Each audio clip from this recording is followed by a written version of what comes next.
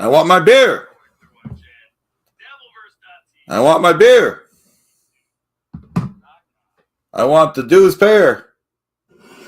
And 8x8 sell. For anyone that doesn't know, I am your host, the world famous Stuttering John. You don't question the Duke and lie about it. How could you do that? Just have a little bit of beer. How could you do that? How could you question the Duke and lie about it? Let's go.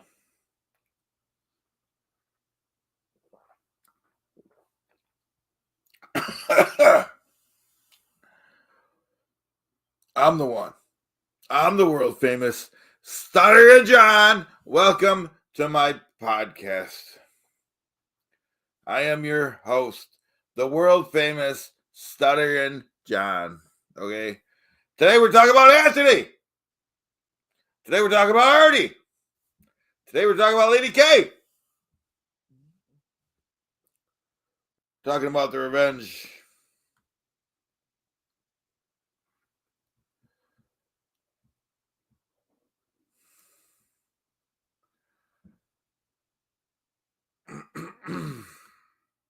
I am your Duke. Let's go.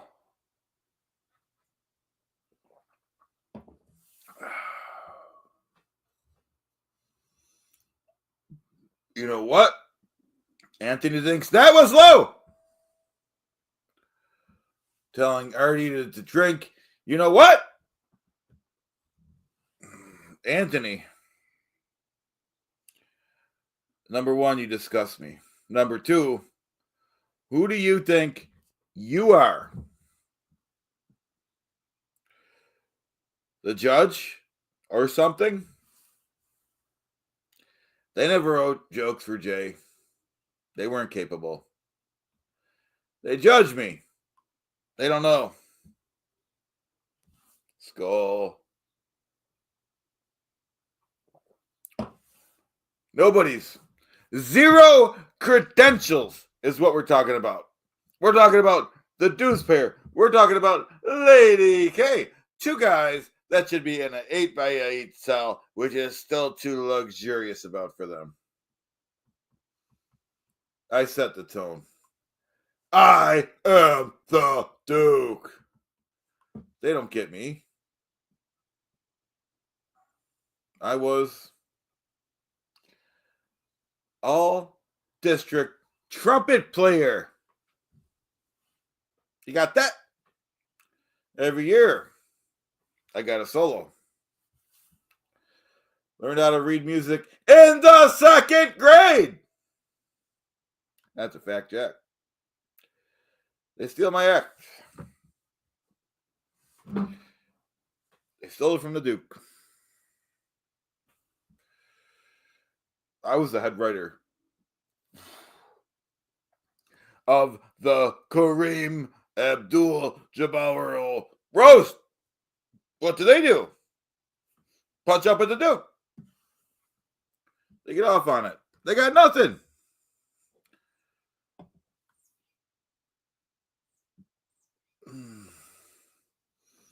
They don't know who they're dealing with.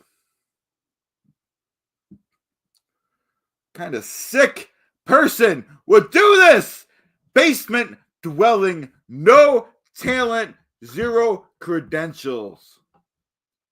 And we're talking about you, Lady K. We're talking about you. Talking about you, dues payer. And don't think we're not talking about you, and you know who you are. I'm going to get a lawyer, my friend. I'll send the letter. Cease and desist. They'll have to pay. I'll get mine for free.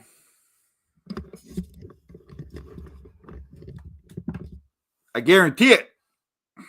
That's what we're doing. That's what we're dealing with. This is what we're talking about.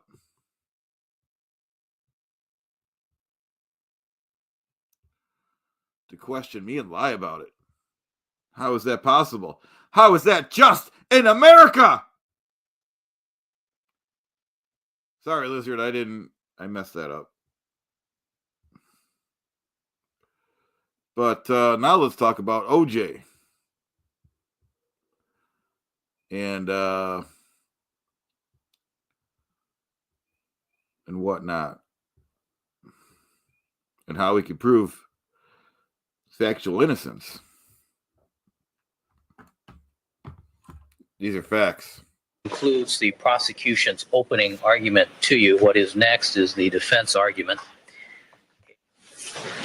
All right, the record should reflect that we've been rejoined by all the members of our jury panel. Good afternoon, ladies and gentlemen.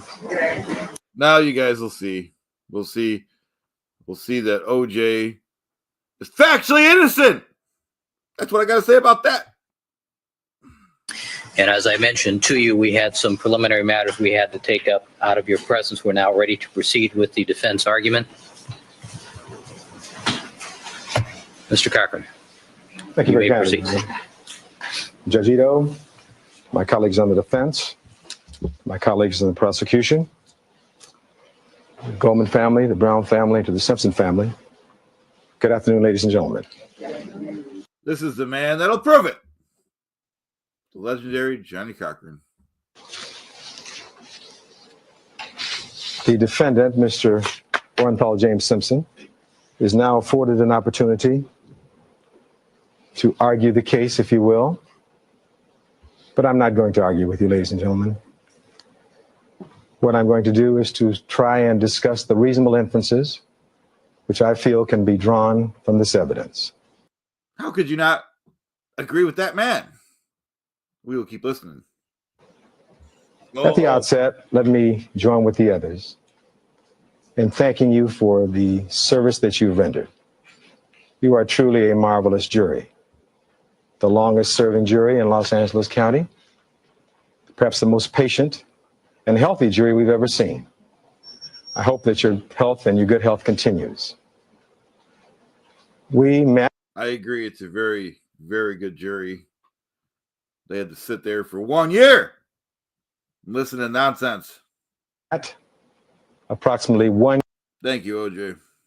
year and 1 day ago, on September 26, 1994.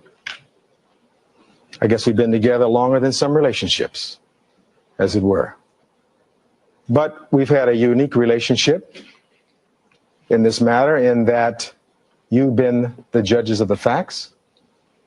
We have been advocates on both sides.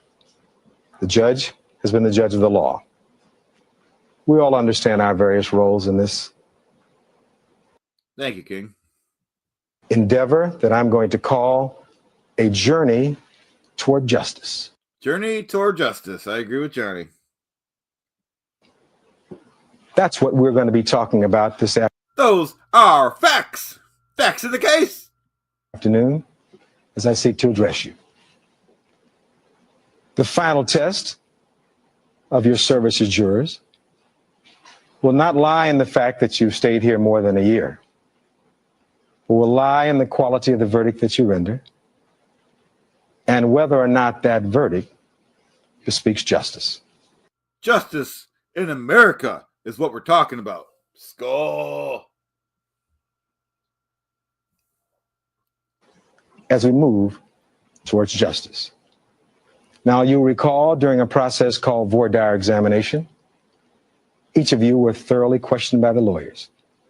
You probably thought, I agree with Jackie.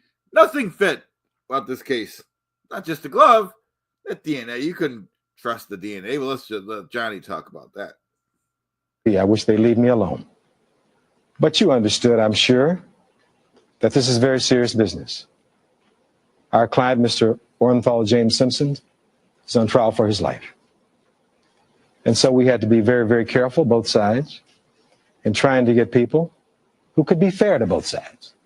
You'll recall those questions, that you keep an open mind, which I hope you still have even to this day, that you wouldn't be swayed by sympathy for or passion against either side in this case, that you would give both sides of this lawsuit the benefit of your individual opinion. No one can tell you what the facts are. He's going to tell you the facts. That's going to be your job to determine. It's not a question of age or experience. Nothing We fit talked about about this that. case. This is one of those jobs where you kind of learn on the job. And so it's important that you fully understand that. And that's why voir dire was so very important, as we asked you all of those questions before you were sequestered, before you were actually picked. Now, each of you filled out the questionnaire, and you answered the questions honestly, I'm sure. Now, Cicero said a long time ago, Oh, I love when he talks about Cicero. Let's listen to him. that he who violates his oath profanes the divinity of faith itself. And of course, both sides of this lawsuit Both sides. have faith that you live up to your promises. And I'm sure you'll do that. You know, Abraham Lincoln said that jury service is the highest act of citizenship. So if it's any consolation to you, you've been in. If you guys notice, I don't like when Chris Darden can't even look at Johnny Cochran. It's really disrespectful. It's very unprofessional in the courtroom. But let's keep involved in that very highest act of citizenship. And so again, we applaud you and we thank you as we move toward justice. One other entity or group of ladies, or two ladies that I should thank, are our marvelous court reporters. They have been patient with us. They've been here from the very beginning. We very much appreciate them and their services. And I especially appreciate. They don't usually get much recognition. So for Johnny to do that, he's a good man. He's a good egg. Because sometimes I speak rather rapidly and they have a tough time keeping up with me. So I trust that today, if I start to speak too fast in my zeal, Ms. Moxham and Chris will bring that to my attention. I'm sure they will. Now, in the course of this process where we're discussing the reasonable inferences of the evidence, I ask you to remember. Yeah, I wouldn't put it past him, Jackie. Mark Furman is a lying, perjuring, genocidal racist, as we will hear. That we're all advocates. We're all officers of this court. I will recall the evidence and speak about the evidence. Should I misstate that evidence, please don't hold that against Mr. Simpson. I will have my tea. I will never intentionally do that. I don't always In drink. fact, I think you'll find that during my presentation, that's what, unlike my learned colleagues on the other side, I'm going to read you testimony, what the witnesses actually said. So there'll be no misunderstanding about what was said about certain key things. But remember that we're all advocates. Very good. And I think it was Ms. Clark who said, saying it so doesn't make. And I agree with Johnny. He called her out on that.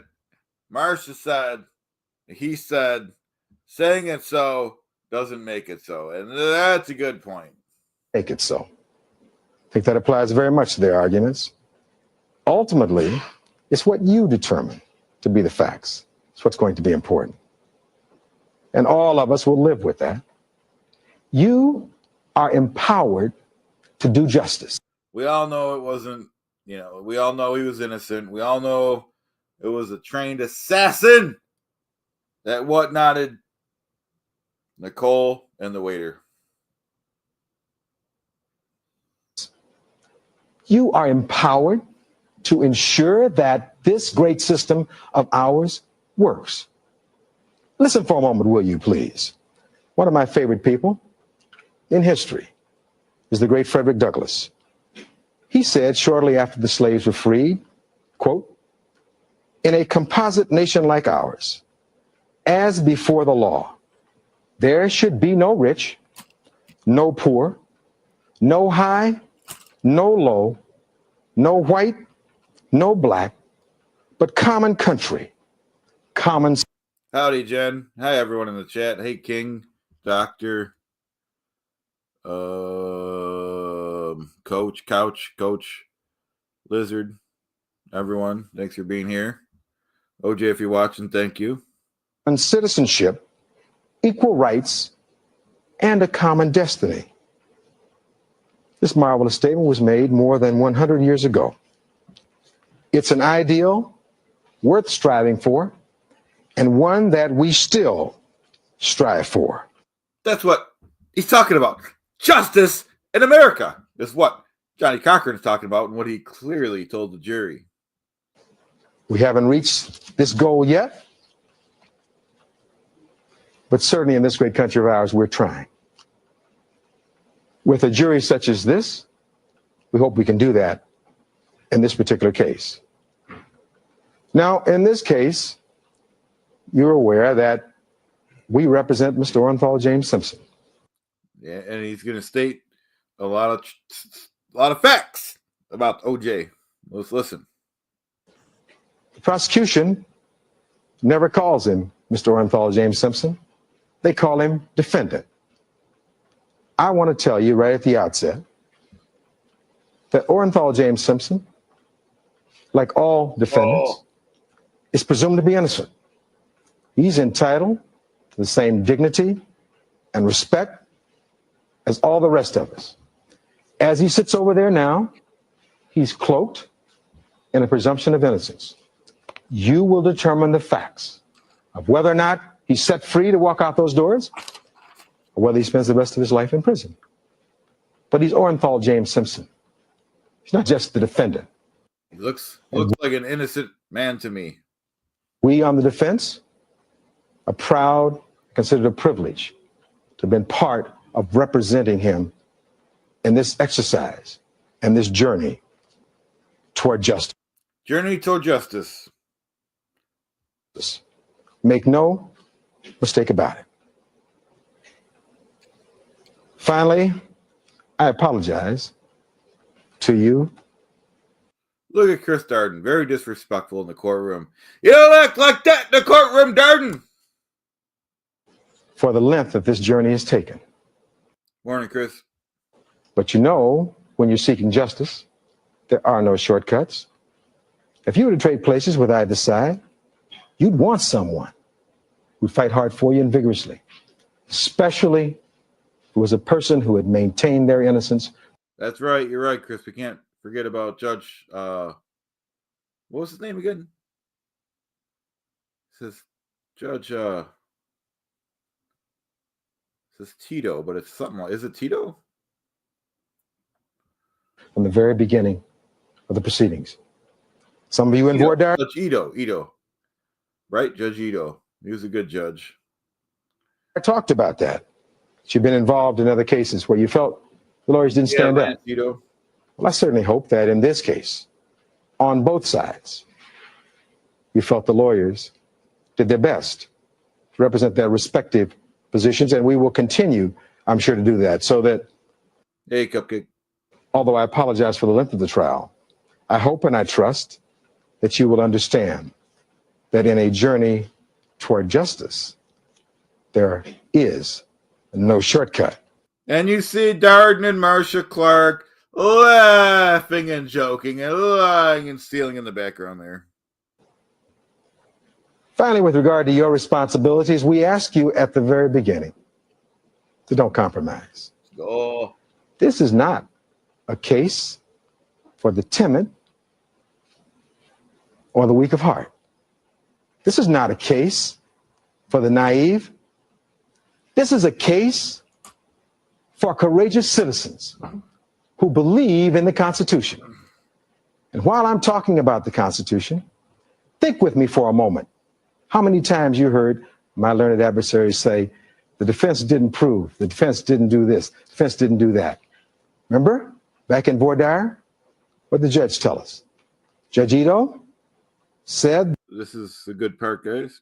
The defense could sit here and do absolutely nothing. One of you is from Missouri, and he reminded you, who's from Missouri here? Howdy, John. Say to the prosecution, you show us. Now, we didn't do that. But we don't have an obligation, as you'll see. You've heard from the jury's instructions, and at the end, I will show you some others. We don't have to do anything. We don't have to prove anything. This is the prosecution's burden. And we can't let them turn the Constitution on its head. Just like the dues payer and Lady K tried to turn the Constitution on its head. We're not going to let them do that either. We can't let them get away from their burden. My job, one of my jobs, is to remind you of that and to remind them of that that's their burden. They must prove Mr. Simpson guilty beyond a reasonable doubt and to a moral certainty, and we will talk about what a reasonable doubt means.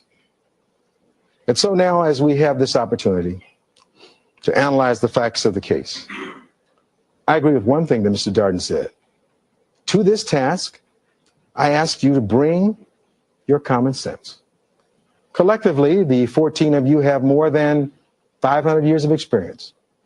I know you're all young, but you multiply by 14, you won't hold that against me, I don't think. 500 years of experience. You didn't leave your common sense out in that hallway when you came in here. We're going to ask you to apply it to the facts of this case. I like how Johnny Cochran talks a lot about facts and a lot about the prosecution's lack of facts. I'd like to comment and to compliment Ms. Clark and Mr. Darden on what I thought were fine arguments yesterday. I don't agree with much of what they said. I don't agree either. But I listened intently, as I hope you'll do with me. And together, hopefully, these discussions are going to be helpful to you in trying to arrive at a decision. In this case, where you don't compromise, where you don't do violence to your conscience, but you do the right thing. And you are the ones who are empowered to determine what is the right thing. He's right. We're the ones, folks. We're the ones. Let me ask each of you a question. Have you ever in your life been falsely accused of something? Have you ever been falsely accused? Have you had to sit there and take it and watch the proceedings and wait and wait and wait, all the while knowing you didn't do it? All you could do during such a process is to really maintain your dignity. Isn't that correct? Knowing that you were innocent, but maintaining your dignity and remembering always that all you're left with after a crisis is your conduct during it. That's true. You got to remain calm and do the right thing and follow the law. So that's another reason why we're proud to represent this man who's maintained his innocence and has conducted himself with dignity throughout these proceedings. Now,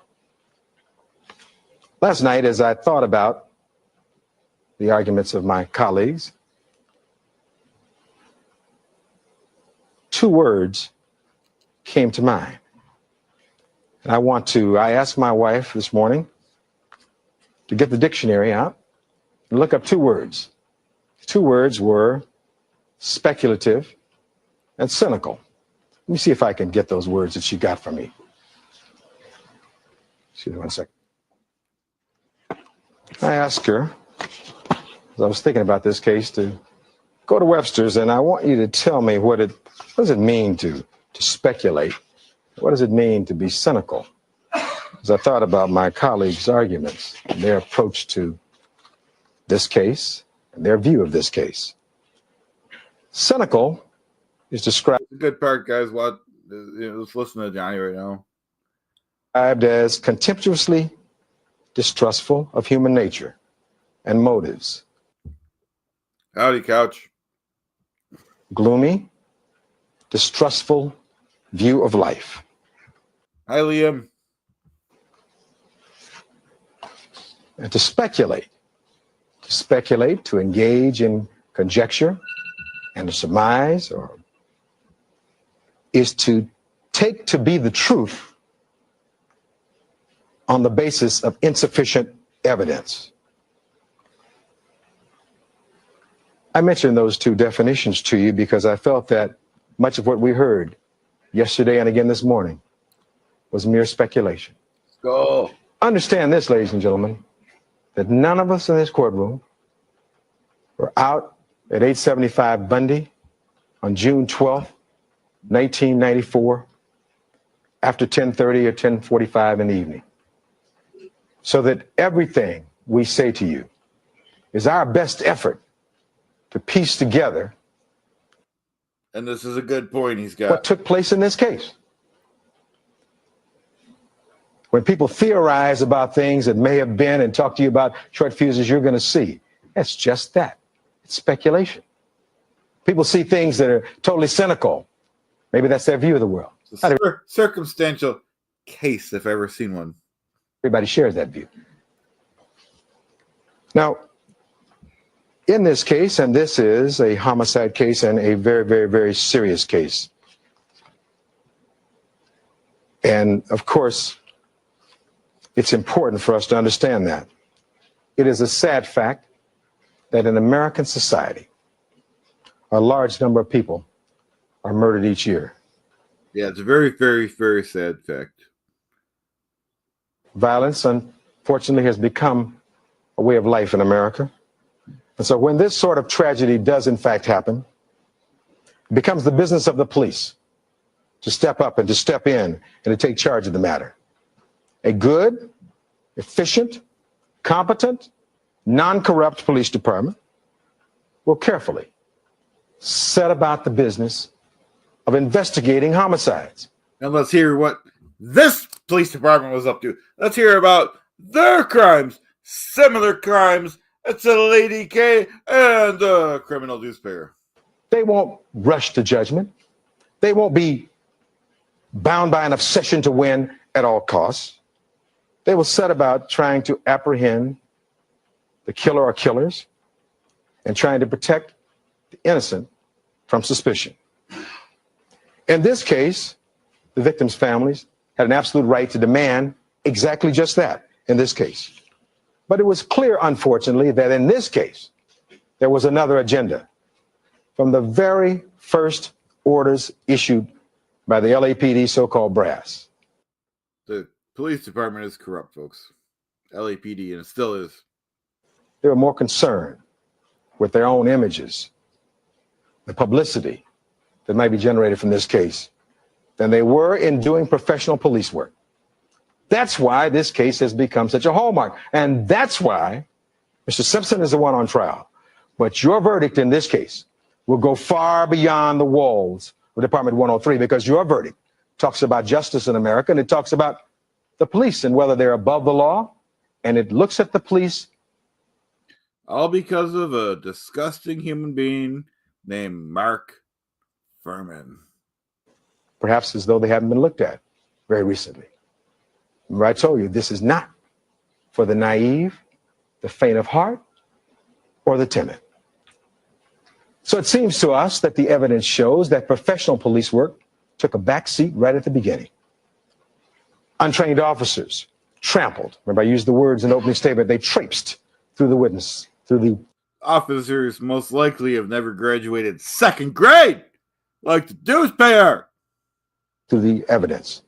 And it was interesting because the prosecution didn't agree with that at the beginning, but later on in this trial, we heard Mr. Goldberg and talking to witnesses use my words, traipsing through the witness scene. That scene there at Bundy. He used our words because they understood. We knew what we were talking about. We were able to demonstrate it through the videos. They delayed unconscionably routine procedures in notifying the coroners. They didn't call the criminalists out on time. And yes, they allowed this investigation to be infected by a dishonest and corrupt detective. They did And they're talking about Mark Furman. that in this case. And they may try to back away from it all they want, but that's very important, as you're going to see, to this case and the resolution of my client's innocence. Because of their bumbling, They definitely bumbled. they ignored the obvious clues. They didn't pick up paper at the scene with prints on it. Because of their vanity, they very soon pretended to solve this crime, and we think implicated an innocent man. And they never, Howdy, Liam. ever looked for anyone else. We think if they'd done their job, as we have done, Mr. Simpson would have been eliminated early on. And so this case is not, let me say at the outset, is not about attacking the Los Angeles Police Department. We're not anti-police in making these statements. You're not anti-police. We all need the police. I just said we have so much crime. I agree with Johnny. In this country, we need the police. But what we need, what we must demand, what all of us should have, are honest, effective, non-biased police officers. Who could demand less? Can any of you say that's not what we should have? Makes a good point. And so let me tell you about how we're going to proceed here this afternoon. The defense has one opportunity basically to address you. This is after the prosecutors are finished. I will address you first. And after I'm concluded, and I will talk generally about the lay witnesses. Oh, and then we'll get to hear from Barry Scheck. And an overview of the evidence and what you've heard. I'll strive not to bore you. I'll strive to be honest in my discussions, to be relevant, to be concise in what we talk about here. When I'm finished, Mr. Barry Scheck will come before you and address some of the forensic issues. And then finally, after Mr. Scheck finishes, I'll come back and conclude some concluding remarks regarding what you've heard over the course of the last 2 days at any rate. Now you understand that because the prosecution bears the burden. Prosecution knows they lost at this point. In this case and in all cases, Ms. Clark will argue last to seek to rebut that which we bring up. And presumably she won't be back up here talking about all kind of new things. Seek to rebut that which we bring up. And let me tell you in front, if she brings up anything, we may be precluded from standing up and saying, wait a minute, Your Honor, here's the answer to that. But you can then substitute your common sense. That's right. You just got to use your common sense when you deal with people like this. Your judgment in that place. And that's required in this journey toward justice. Now, at the outset, let's talk about this timeline for the defense. I said earlier that Mr. Darden did a good job in his argument. But one thing he tended to trip over and stumble over was when he started to try to talk about our case. And that's what Christopher Darden does. He likes to stumble and mumble like the criminal newspaper. What about that, Lady K? He doesn't know our case like we know our case. It was interesting, wasn't it? Because and Johnny's proven that OJ was not guilty. First he stood up and started talking about the timeline being at 10:15. Then he said, well, they didn't prove anything, but golly, well, it may have been as late as 10:30. That's interesting, isn't it? Never heard that before. You look back and see what Ms. Clark promised you a year ago. 10:15. 10:15 was all they talked about. And they were going to use, because of the incompetence of this investigation, the wail of a dog. And now they're trying to back away from that. So we've been relegated to, in this case, because of this very, very poor investigation. But having said the defense doesn't have to prove anything, in this case, we did, in fact. And so Mr. Darden could talk all he wanted to about his theories about motive. They're just that, his speculative theories about motive. But when it came down to the end, he wasn't talking about motive, was he? Chris Darden is a mumbling, bumbling idiot. He was trying to talk about our timeline. Why would he do that? Let's talk about why he would. Because the defense in this case called many witnesses who corroborate each other and who shatter the prosecution's timeline. Now, these are witnesses to a person who were known by the prosecution, but discarded by the prosecution. Why? Because they didn't fit their tortured, narrow window of opportunity. Why would they do that? You would visualize for me that jigsaw puzzle where they want to reduce this case down to a jigsaw puzzle. The part that deals with opportunity is the timeline. And we're going to start off with that because in a search for truth, let's look for the truth, not some contorted, twisted truth, but the real truth, the facts that you've heard during the course of this particular case. We think after you look at this timeline for the defense, you will agree with our early analysis. Nothing you can believe about the prosecution. This is a case about a rush to judgment, a case where there's been an obsession to win at all costs. And in the words of Dr. Henry Lee, something is wrong with the prosecution's case. Let's start off with Francesca Harmon. Francesca Harmon is the lady who left the dinner party on Dorothy at about 10:20 p.m. 10:20 p.m., remember that. She drove west on Dorothy and Bundy and turned north on Bundy, so she'd be heading north toward 875. She saw nothing, heard nothing, no barking dogs.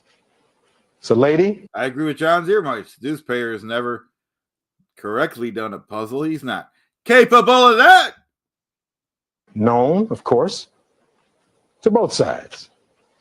And so you see this graphic regarding Francesca Harmon. I think to familiarize you with that, I think at 10:20, so I understand that's the approximate time that she would pass by or near Nicole Brown Simpson's home there. Oh, you see it with the X mark there in this graphic. That's Miss Harmon. Just so everyone knows, Johnny Cochran was the best attorney in America, most likely the world.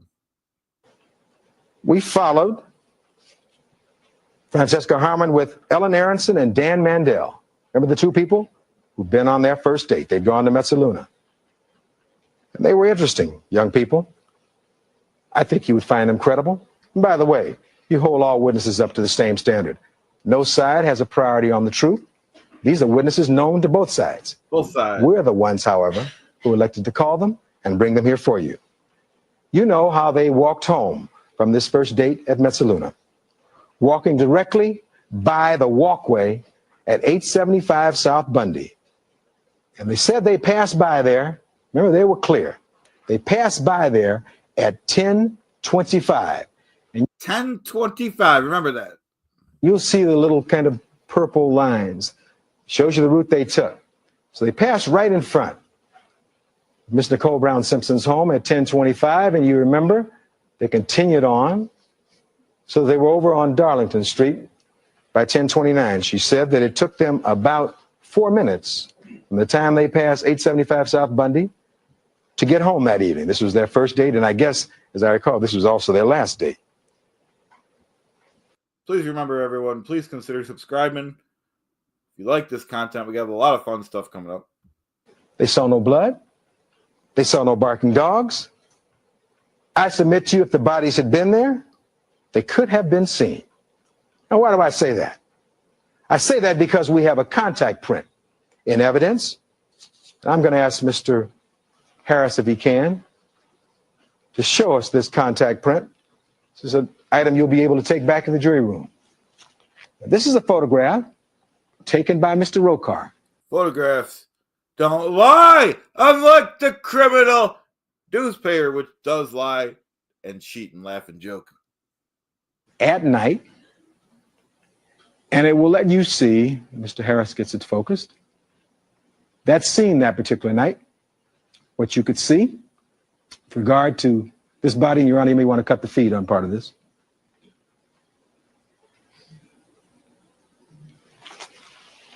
$33, Howard. This exhibit number 86 was a photograph that we got late in the trial of Mr. Rokar. The photographer was called by us. You see that document over there? That's a contact sheet. Remember, he talked about all of these photographs in sequence in this first roll were taken at night. This is going to be a very, very important role for you as this case progresses. This is a photograph at night of what you could see from across the street, and there were lights in and around there. And so when Mr. Darden stands up here as Mr. Darden, Chris Darden, not a very good attorney. an advocate and tells you it was pitch black and you couldn't see anything, Darden lost the case, along with Marsha Clark. this is the photograph that was taken before the sun came up. This photograph was taken at night. It's not pitch black. We know also Darden and Marsha are very disrespectful. Not even listening and paying attention to Johnny Cochran. that according to the evidence, blood had flown down that walkway. There were bloody paw prints that went southbound on Bundy there. So you see that photograph? You see that photograph? Now you can be an advocate, and we're all sworn to do the right thing. He talked about his oath. Your oath is also to tell the truth. It's not pitch black. We have the evidence. Prosecution's lying again. And I'm going to try to do that throughout. Where they have misled you or not said things that weren't correct, I'm going to try to straighten it out for you. Mr. Harris, why don't you tell the court now what that number is? This is number 1369, and that's Mr. Rokar. We're going to come back to some other photographs on that, but you'll recall his testimony.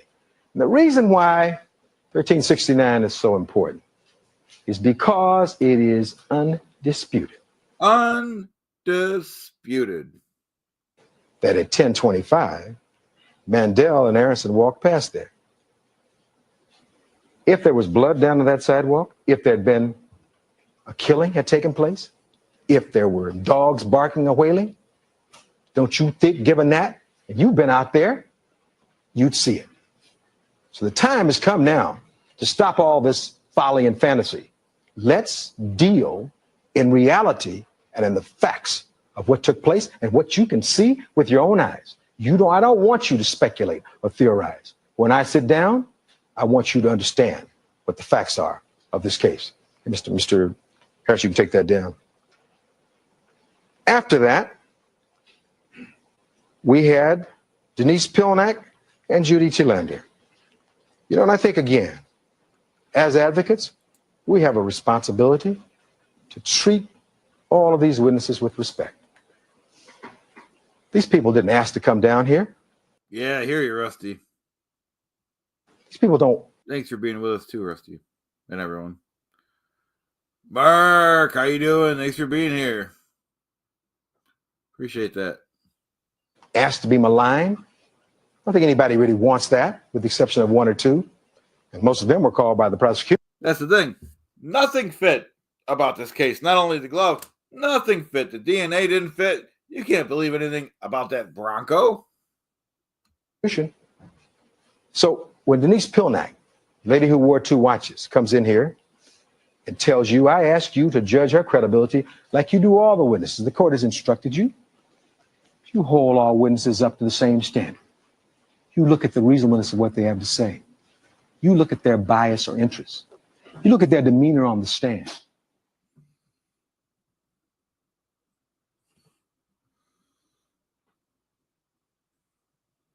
I agree with Johnny. This case.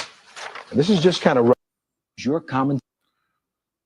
So what do you guys think? Mark saying OJ went to Chicago after he whatnotted them. Pete was not there at the time. Well, I think Johnny Cochran proved OJ was innocent of any and all allegations, any and all crimes. That's just my opinion. So what do you guys think? Something that the dues pay would try to get away with too, Always laughing and joking at other people's expense. Always lying and cheating. Those are facts of the case. I, Stuttering John, proved that. So we'll take any questions and then we'll get going. I gotta drink my beer in peace. Hope everyone's having a good morning. Skull.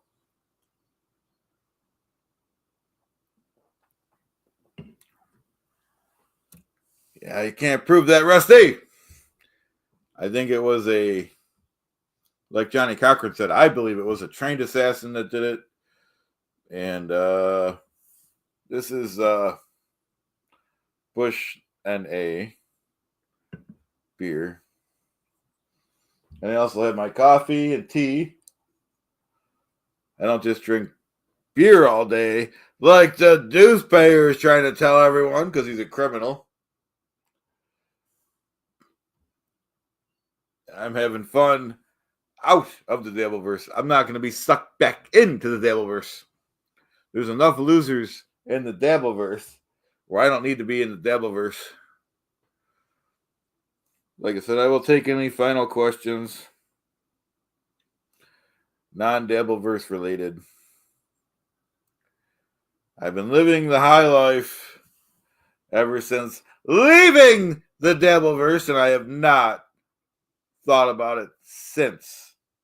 Okay, so, this is what we're dealing with. This is the facts. I deal with facts. Unlike the newspaper. In the newspaper, the newspapers are going to go on and have a 4-hour show about this. And that's just what he does. In the background, Lady K will be cackling, laughing, and joking about it. We know better than that. We know what they're up to all day. Those two. Lady K and the newspaper. Twins of deception. Devils of deception. They will lead you on a path that you will not know. You will not like it. So like I said in summary, Johnny Cochran proved, just in part 1 of a 6-part series, that OJ was innocent. He would not, could not, did not commit that crime. He was out of town. And he wouldn't do that anyways. He's a good guy. He's a good seed. It was a trained assassin that did it. And Mark Furman planted the evidence because he's a lying, perjuring, genocidal racist. And I agree. Like I said, we'll take any final words and we'll get going. I got a lot of work to do. Ooh. I've had a lot of fun this morning. Seen most of you guys in OJ's chat. I always watch the OJ show Sunday, and then when he comes out on the weekdays, I try to watch it. It's a little harder because I work, but try to watch it. It's a good show. He's a good seat. If he's watching, I did message him on Twitter. He doesn't get my messages. I don't know what's the problem with the computer systems, but it says it went through on my end, so I can control. That's out of my hands to act to God if he doesn't receive my messages. He doesn't, and those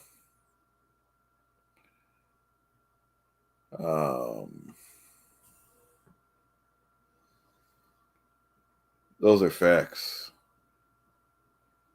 You don't question Stuttering John. You don't question the facts. How could you do that? How could you feel good about that in this case? How could you take Marcia Clark's word for it? That's like taking the newspaper's word for it. That's like listening to Lady K or Special K, whatever you call a guy. I don't know what his name is. Like I said, I'm having the time of my life out of the Devilverse. I will not be sucked back in. All right, I have a lot of work to do, so I will see you guys later. Thanks for joining us, everyone. It's great to see everyone.